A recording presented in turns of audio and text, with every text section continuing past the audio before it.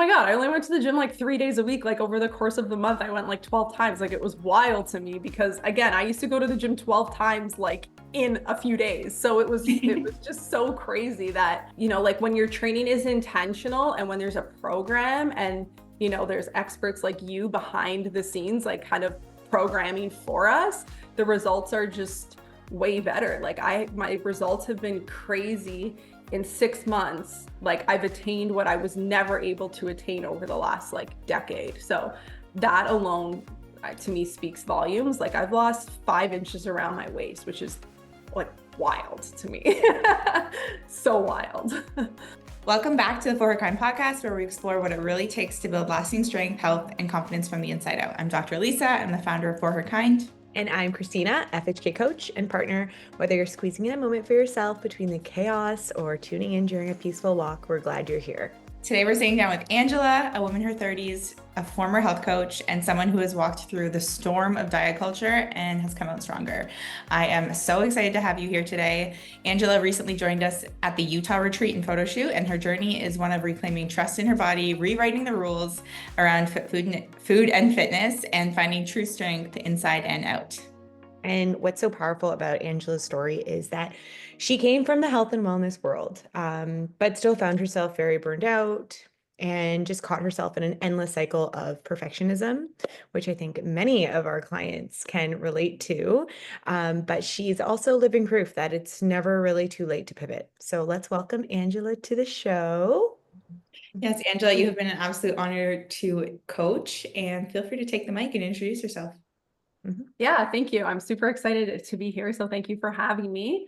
So just I guess like a recap of who I am and the health and fitness kind of aspect of my life. So I joined FHK in October 2024 after just feeling really like tired in my body. I got engaged last summer. My wedding's in like 3 weeks now, which is crazy. But it was the perfect reason to join and the perfect goal to finally just kind of get my butt in gear with like a very kind of obvious like goal in mind.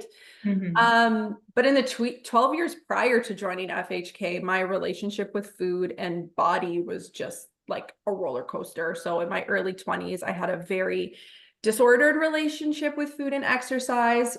I would swing from the extremes of like intense restriction and then kind of like uncontrollable binge eating.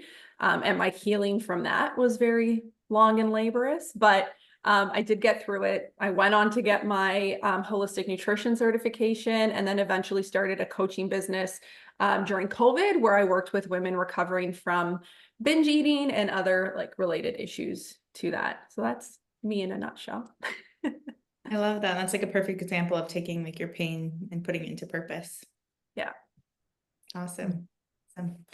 And why did you stop? I was a one-woman show and I was doing everything on my own, from like lead generation to content creation. I built an entire 12-week program that still lives somewhere on the internet. And it was just a lot for one person. I was making enough money to support myself, but I wasn't making enough to hire someone in, unfortunately. And I just got to the point where, when you're starting a new business, you're working all hours of the night. My brain never turned off. So when we're talking about balance, I was very imbalanced at that point in my life, because it was like the moment my eyes opened in the morning, I would just think of like posting on Instagram and lead generation and reaching out to clients and doing all that. And it just became a lot where it was actually not serving me personally anymore, just because it was constantly overwhelmed, unfortunately, because I did love the coaching part of it. I just didn't like the back end part of it. Oh yeah. And you'd be so amazing at it. Yeah. I mean, I think I did. I mean, I still keep in touch with a lot of my past clients and they're still rocking and rolling. So I do think I was impactful, and I do believe the work I did has lasting results on my old clients, but unfortunately it was just too much for me to manage as one person. For sure. I understand. All things we definitely can relate to. It's hard, but I think that's kind of why, we like working with so many other coaches as well. It makes it a lot more enjoyable. And when lightens the load. Oh yeah. Yeah. It's a well-oiled machine over there at FHK from what we can see with clients. So Okay, well, so funny. So actually, Angela and I went to university together, and we, just kind of eventually kind of separated, but we were in the same small program, child and youth care, working our butts to try graduate to have a counseling degree. And then we separated our ways. And I actually honestly hadn't seen or spoken to you in so long. And then I think you kind of found For Her Kind through social media. And I'm just so glad that our worlds collided again. That's Yeah, one I of just, know. that's one of my favorite things about this business is people from our past just keep coming back. And I'm like, oh my God, it's so nice to hear from you. We did like preschool together. Like, this is so fun. It is. It's the power of social media. It's fantastic in so many ways. Mhm. So I kind of want to touch on, because it seemed like there was a reason why you went into trying to create a coaching business around, body dysmorphia and helping women kind of get through that. What is your personal side to that? What's your personal story? So it's actually funny you brought up the fact that we knew each other in university because that was like when I was in the trenches. And I don't know if it was obvious to people on the outside or if just the people that were like Girl, super close to me. yes.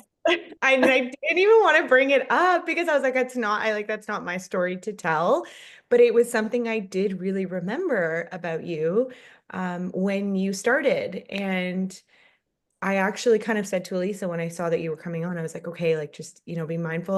I'm like 99% sure there was a bit of disordered eating when we were in university and she was going through some hard stuff. So yeah, if you want to talk about that. Yeah, so I think it started like somewhat innocently, like as young women, especially like late teens, early 20s, we're hyper conscious of like what our body looks like. And I was never super heavy. I was never super thin. I was always average. And being 19 years old and average was like the worst thing to me. Like I didn't want to be average. I wanted to be like, like fit and hot and like whatever. So it started pretty innocently with dieting, and then it just became very obsessive. Truthfully, my goal every day was to eat less than I did the day before. In the early days, I hadn't yet discovered MyFitnessPal, so I had everything in an Excel sheet. Like it was really, really crazy, actually. Um, so like food restriction was wild, like sometimes 800 calories or less a day. And exercise when it was at its worst was a lot. Like I was going to the gym 3 times a day. This was during university. So I lived on campus. So I would work out before class. I would work out between classes. If I had like a 2 hour break, I was at the gym. And then I would work out after class, literally 3 times a day, 7 days a week, never had rest days. I remember one time the gym closed down because it was like bad weather. And I was freaking out because I was like, I can't work out. What am I going to do? And I ran up and down the stairs in my condo.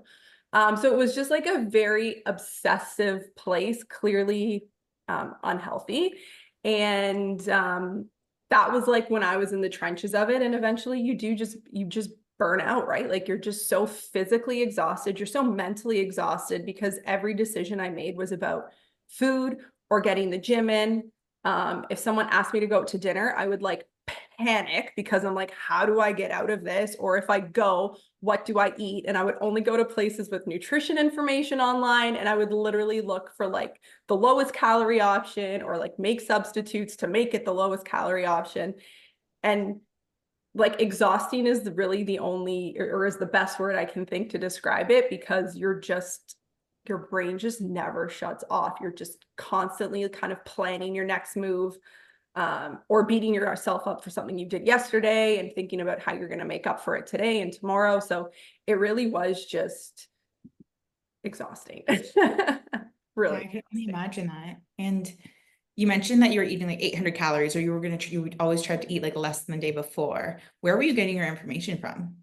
Oh, literally just Googling, like how to lose weight. Like no, nothing accredited, nothing with like scientific backing. At Mhm. that point, Tumblr was really big. I don't know if you remember Tumblr. Wasn't Tumblr Um, like toxic too? Yeah, so I found this girl and I just remember like she had this weight loss journey and I was like trying to copy what she did and like these aren't people with any type of background or like education or knowledge or sound knowledge on the topic. So I was just kind of jumping on whatever wagon seemed to be going the direction I wanted it to go. So Let's, can we just talk about how I had this like moment. I had two moments actually. So I'm going to talk about both of them right now. But I was feeding my son and I was rough tracking how many calories he eats in a day from just food alone, not even my milk. Okay. He's eating over 1,400 calories some days. And I had this moment. I was like, we have clients that come to us eating under like 1,200 calories some days. So they're eating less than a baby. That's crazy. Okay, like that is like so like I don't know, it was this aha moment. And then, and I think like a lot of women have gone through this, and I haven't really spoken too much about it, but I went down the same path. And something even I said to my partner the other day is, imagine I didn't do that stuff. Imagine how I would have showed up in school. Because like Angela, you were probably showing up to school exhausted, falling asleep at your desk, hardly like, like, and working your butt off, just trying to like, process information that's trying to be taught to you. And then staying up, doing your exams and writing your essays and doing all this stuff. And without food, how are we doing that? How are you actually able to, succeed in school? Life would have been really different if you were fueling yourself throughout university, not even just for the sake of like, having more fun, but for how you would have actually finished your degree. Yeah, and it's funny you say that because I remember you just triggered a memory. I remember rationing out a banana during a 3 hour lecture. Like that was my allowed snack for like that class. And it was 3 hour class. And I would like literally eat this banana, like a bite, and then I'd put it down. And I would be like, okay, you have to hold out for the next bite for like 15 minutes, then you have another bite. Like it was just everything was so like premeditated and calculated, and then you end up torturing yourself because your body's obviously starving and you're like trying to like pull the reins on that and like not give in to eating, which is so Yeah. ridiculous. Yeah. And at that time too, I feel like that era of dieting was very, very calorie focused and not educating women and men to really focus on protein. So you were just really focusing on calories, and you're like, as long as I was picking something on the menu that was super low calorie, whereas you really want to be focusing on, okay, maybe it's lower calorie, but it's incredibly high protein. Yeah, 100%. Well, thanks Wow. for sharing No, that was really very like a very vulnerable moment to share, and I'm sure it's brought up some crazy thoughts. Now you're getting flashbacks.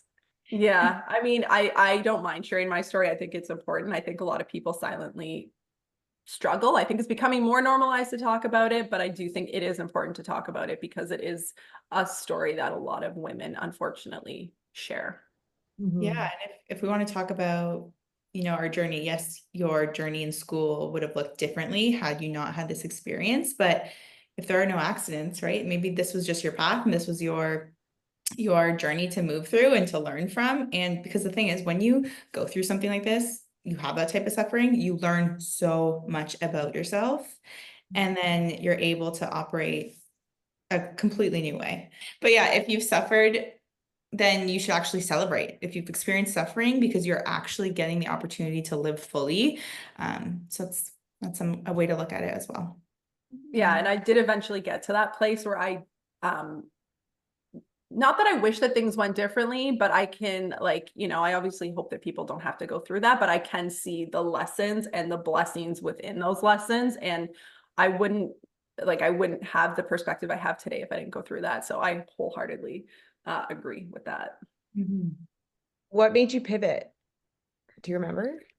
I think so after I graduated university, so I had completely sabotaged the relationship that I had in university. I was with someone for 3 years and I was just not nice. Like I was just so cruel to him because I was starving all the time. I was like miserable. If he suggested to go out to dinner, I remember getting mad at him and being why would you even bring that up? Like, that I can't go out to dinner. Like, you know. And after I graduated university, I'd broken up with him because I blamed him for a lot of things which were not his fault. And I have since many years ago reached out to him and apologized because I realized I was totally in the wrong.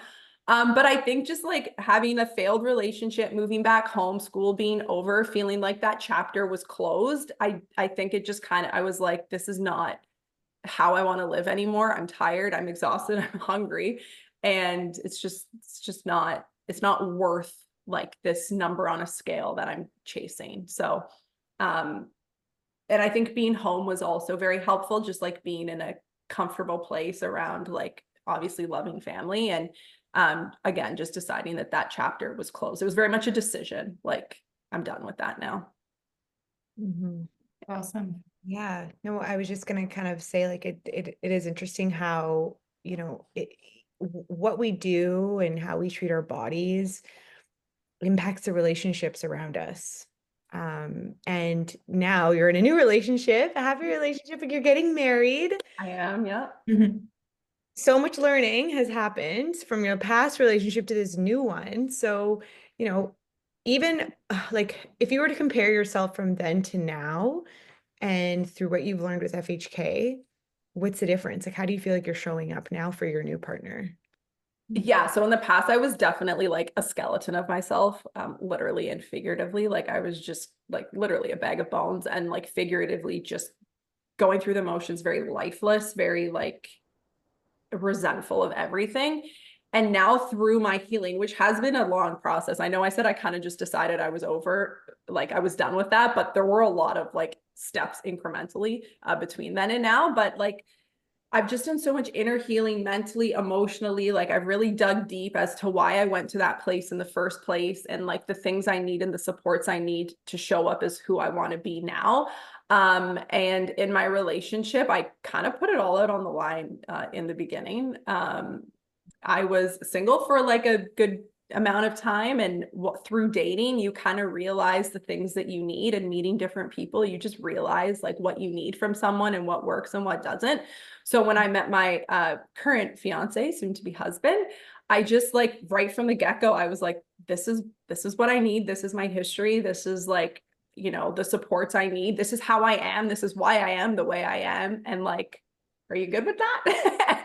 And luckily he was, and we've had a lot of conversations about it. And like you feel more vibrant, you feel more full of life when you're able to communicate with your partner and express what you want and what you need. And I know that a lot of the girls in the group chat or in FHK have talked about that, like communicating to your partner and just expressing what you need, and being open to ask, and also accepting of that help, right? Or of that support. Definitely. And I love that you just brought that up too, because I actually wanted to talk to you about, your Italian, European family, Yeah. and you've had some serious goals this past year, right? You're about 30 pounds down, Yep. um, over like 6 or so months. And you've had to create some boundaries with family who say, manja, manja, manja, manja. Why are you eating? You don't eat. And while we know that's not the case, yeah, can you just talk a little bit about how you navigated those situations? Yeah, so I think I'm lucky in the sense of, because I've been on this journey for so long in various ways, that I have been pretty good at maintaining boundaries like over the last few years.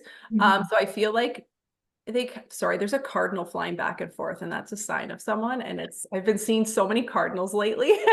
Just got goosebumps. Yeah, it flew one way and then it flew back the other way.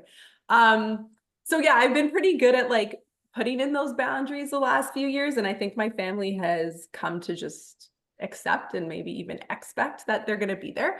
But with this, has been a little bit different, because my goals have been so, like my food related goals have been so like outlined for me, right? Like we have protein targets and we have fiber targets and things like that. And because I have those goals, my food choices have probably been a little bit different than they have over the past years. And even the gym, right? Like the gym for me has become a non-negotiable, whereas in the past I would let it slide if I had to go to like an event or something.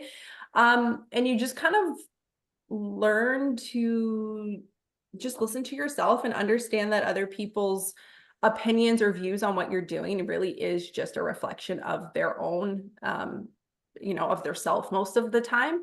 And just learning that like my goal is more important than someone else's opinion of my goal. So I've just kind of stuck true to that. And it's funny because when I saw my grandmother at Easter, she's very open about body shaming, I guess. So at Easter, I was all of a sudden too thin. And I'm like, okay, so where is, like, it doesn't affect me because I've decided that I don't really care about that. But I'm like, if someone's too big, you have something to say. Now someone's too small, you have something to say. Like, where is that happy place? And, you know, if we're trying to just live by other people's standards, we're never going to be happy by our own standards. So I've just come to learn that my goals and my perception of myself is more important than what other people have to say. How is, I guess, because I feel like for the listeners, because obviously we know your background and what your programming has been like, right? But I kind of just want to make sure it's clear for listeners to understand that, like, understand what the difference is. Like, what was different about what you did before to lose weight versus what you're doing now? Yeah, so before my mentality around, so I'll talk about exercise and I'll talk about food. So in the past, it was more is better. Just do everything you can, get into the gym as often as you can, as long as you can. I was a cardio bunny. But then I did kind of do everything. Like I did boxing classes, I did circuit training, I did spinning, I did boot camps, I did I did everything. Um, and now my workouts are 3 times a week for like an hour or so each time, which at first was so wild to me because I'm working out 3 hours a week now, whereas in the past I was working out 3 hours a day. So like it's crazy. And I'm lifting a lot heavier than I ever had before. So that's fun. And then with food, like again, it was always just like eat as little as possible. Whereas now, like we obviously have targets that we like are encouraged to hit, but there, other than that, there's not much like restriction. Like we are free to eat the foods that we love, have them fit into our day, and make choices from a place of like education versus a place of fear, and a place of like freedom versus a place of like just like really rigid rules. So it's really nice. Freedom. I loved what you said in a recent check-in. You were like, I signed into the gym, and apparently, maybe you can explain it better than me, but it showed up how frequently you went to the gym, and you were like, that is it? Yeah, so at our like gym, the sign in is on your phone, like in their app, and so there's a calendar of the month, and every day you go to the gym, there it like lights up, like there's like a yellow circle around it. And I remember like looking at it and being like, oh my God, I only went to the gym like 3 days a week. Like over the course of the month, I went like 12 times. Like it was wild to me because again, I used to go to the gym 12 times like in a few days. So it was just so crazy that um you know, like when your training is intentional and when there's a program and, you know, there's experts like you behind the scenes, like kind of programming for us, the results are just way better. Like my results have been crazy in 6 months. Like I've attained what I was never able to attain over the last like decade. So that alone to me speaks volumes. Like I've lost 5 inches around my waist, which is like wild to me. So wild. And Yeah. like, it's not even like you just look like, like thin. Like you have such great definition to you. Like when I saw you in those Utah pictures, I was like, holy crap. Because again, like I saw you when you used to diet like crazy in university. And, I remember your face looked so daunt and you had discoloring. Like there, like you were glowing. I'm sure the spray tans helped, but no, you were absolutely glowing and like your delts look fantastic and just like everything, right? Like you were just radiating like beauty in so many ways and more so because you just looked so confident and happy. More life, more capacity for life, and like literally it's showing in your face. Yeah, I agree. And like when I look at photos, although I've like deleted many of the photos from my later or from my previous days, but like I know that I did not look good. Like I was what they call skinny fat, right? Like just I was very thin, but I didn't have anything there. And I think one of the things that Elisa, you mentioned, I don't know if it was in a lecture or where you said it, but it was that we go to the gym to add shape. And like that, when I heard that, I was like, okay, like I'm not there to just like burn calories and like be here and like try and like negate everything I ate over the last couple days. Like I'm here to add muscle, to add shape, and then like the nutrition portion of it and the steps and everything else and the sleep kind of takes care of the rest. And like that to me was like a very like memorable aha moment. And I do keep that in mind like pretty much every time I go to the gym. Mhm. And design your body. Yeah, Fun part about training. Mhm. it really is. And I want to actually kind of talk about your lifting because um you do lift very strong. I mean, all of our clients lift very strong, right? Really heavy, right? And um you've just embraced heavy training. And I kind of want you to talk about that because so many women have a fear of getting bulky. We hear it all the time, right? And did you have that worry about it when you first kind of started your programming with Elisa and she was like, hey, lift heavier. Were you like, what? I wasn't worried about getting bulky because I think I had kind of dispelled that myth like years ago just through my own journey. Maybe like in my super early days, I had that fear, but not anytime recent. But what I will say is prior to For Her Kind, I wasn't lifting nearly as heavy for the simple reason that like I didn't think I needed to. I didn't think there was really any like benefit to it, I guess. And probably because I also didn't think I could, like I didn't think I physically could. I would whatever I lifted last week, I would just lift again this week and would lift again for the next like 4 weeks. I never upped my weights. But since joining and having Elisa tell me on like all my check-in videos, like you could go heavier or you could You're have so squeezed strong. out, yeah, you could have squeezed out like another 1 or 2 reps. And I'm like, what is she talking about? And then I would force because I'm like, she's the pro. So then the next gym sesh, I would kind of force myself or challenge myself to do that. And since then, like I've just loved the results, obviously. And I now kind of get like a little bit of a high and a little bit of an ego boost when I do add to my weights and when I do lift heavier than I did the time before. Like that's now like a very kind of short-term weekly goal for myself is like, okay, increase your weights, like see what you can do, push yourself. Like I did the shoulder presses today and I was there like struggling and I just like that's training to failure. Like when your arms literally like fail you. And it's fun. It's really fun. Yes, I know. And I remember you posted a picture of your leg presses, and I thought it was so funny because you had a bunch of plates. I can't remember how many, you're gonna tell me in a second, but you posted you're like this many plates, and just for those of you who can't do math, it's this much weight.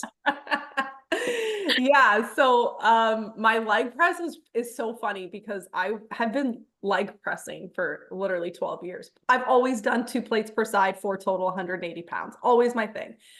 Since joining FHK within like the first like 3 months, maybe, I think I put 7 plates on each side, 14 total. It's like 630 pounds.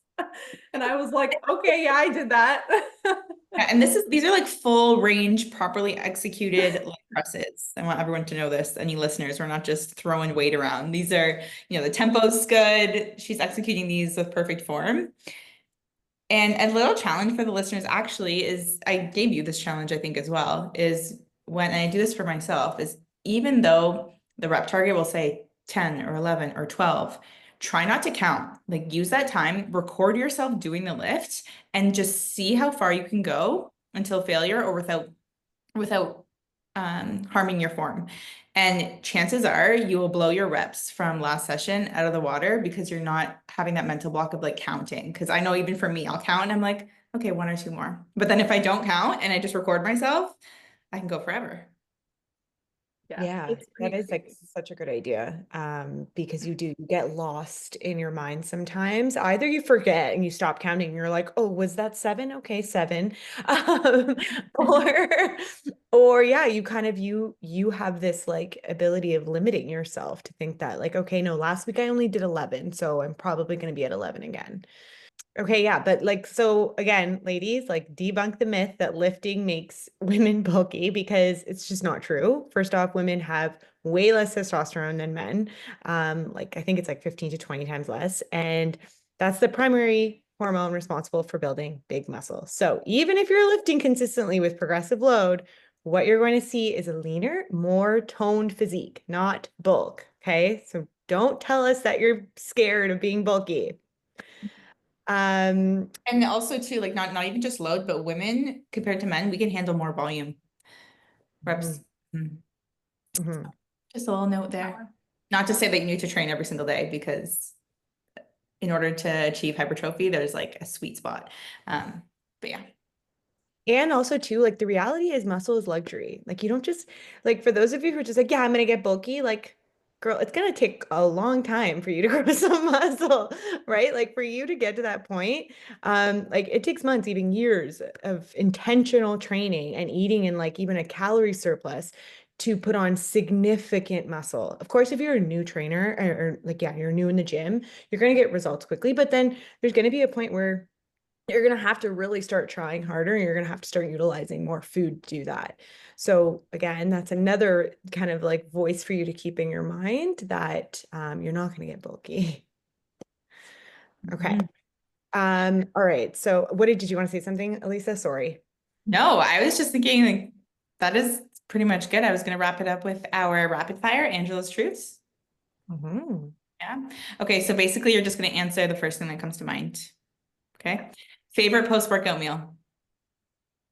So I normally work out mid-morning, so my post-workout meal is lunch. And right now it is those fiber wraps from Costco, the Mexicana ones, with Lilydale turkey slices, arugula, hummus, and pressed cottage cheese, because you know your girl loves pressed cottage cheese.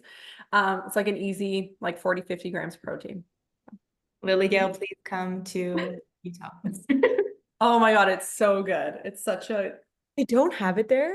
No, just Wow. Kirkland deli meat is what I'm Oh, currently it's so consuming. not good. But I mean, in a pinch, it's really helpful to grab. So actually, I did a wrap with pickle and turkey deli meat yesterday. It was so good. Okay, go-to hype song in the gym. It will always be Heads Will Roll by the Yeah Yeah Yeahs. But I love anything dubstep. I actually want a shirt that says weights, protein, and dubstep. I love dubstep. Do you know Ravenscoon?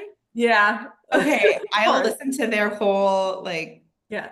SoundCloud. So good. Yeah. The wubbier, the better for me. Like I love dubstep. Okay, a fitness myth that needs to go. Easy that you need to spend hours and hours in the gym to see results, and that cardio is the be all end all, because all I really do since joining FHK is steps, and it's gotten me way further than treadmills and spin bikes. So What helps you feel most grounded? probably my dog, shout out to Rio. And then just like probably my morning me time. That's really become a non-negotiable. I don't have like a really detailed morning routine or like things that I like do every day. I just need kind of that like 40 minutes to an hour just to myself, whatever that is, reading, walking, podcast. Feel like it's like my startup time, like my brain's waking up. What's one thing you wish woman knew about herself? Probably that she is so much stronger and more capable than she thinks. I think all women need to recognize how powerful they are, that everything that they need to create kind of the life of their dreams is already within them, and they just need to access it and honor it, and that their goals are theirs for the taking. Favorite Wait, I part want about Utah? one. Oh yeah, What that was was that? Favorite part about Utah? We both Oh said my God, Utah. favorite part? Well, like the photo shoot's the obvious thing because that was so fun. But there were just so many like healing moments like within it. Like the medium for me was huge. I'd never seen a medium before, so that was really cool.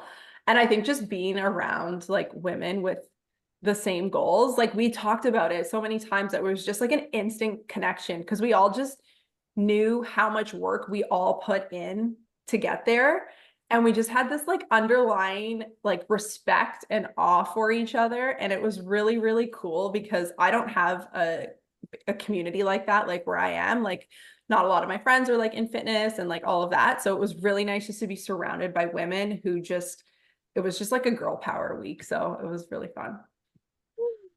I'm so glad that you made the trip. Yeah, me too. And your journey is so inspiring. So for the woman listening who feels like she has done everything and is still stuck, what would you tell her? Honestly, I would just encourage her to look within and search for her power, reclaim what she wants, I guess, and just to never, give up on herself. And that if what you're searching for is this incredible gift of sustainable wellness, while also enjoying the process, it does exist. It doesn't have to be hard. It can be easy. It can fit into your life, and just to open your mind to the possibility of something different. Mm, I love that. Okay, so if you are ready to do the deep work with a team who's in your corner, come see what FHK is all about. You can find us on Instagram, find us on our website, and we would be happy to do a lovely consultation with you. Don't forget to rate, review, and share this episode with someone who needs to hear it. We'll be back next week with more real stories and no BS guidance to help you become your best self. Thank you.